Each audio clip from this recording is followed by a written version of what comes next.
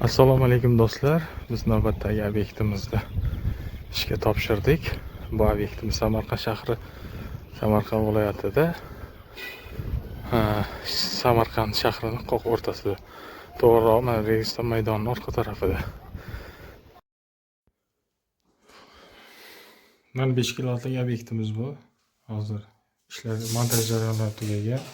Hozir ishlashni boshlagan. Himoya avtomatlari har doimgidek предохранитель, uzib, DC avtomat, AC avtomat bu silovoyga. Xo'p, invertorimiz Solax 5 kilovat. Hozir 3 kilovatga yaqin tok beryapti. Bu soat 5 ga yaqin bo'lib qoldik. O'sha kun orqaga qaytyapti. Kun botyapti desak ham bo'ladi.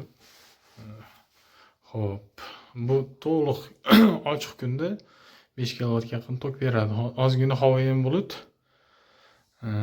Shuni hisobiga 3 kilovat yaqin tok beryapti. Bu yomon degani emas, bu normal. 5 kilovatlik invertor 3 kilovat tok berish bu yomon emas. Endi hozirgi holatda shunaqa. Xo'p, zazbileniya qilingan bu invertorimiz. Yana nimani aytib o'tsam, qo'shimcha ma'lumotlari bu invertorimiz Solax setovoy 10 grade ko'pchilikga tushunarli bo'ladigan tilda aytib o'tsak, 10 grade invertorimiz KPDsi yaxshi, 97% KPD beradi, ishlab chiqarishi, generatsiyasi. Albatta, kimga bizning xizmatlarimiz kerak bo'ladigan bo'lsa, bizga aloqaga chiqishlaringiz mumkin. 5 kilovatdan albatta bizga aloqaga chiqishlaringiz mumkin.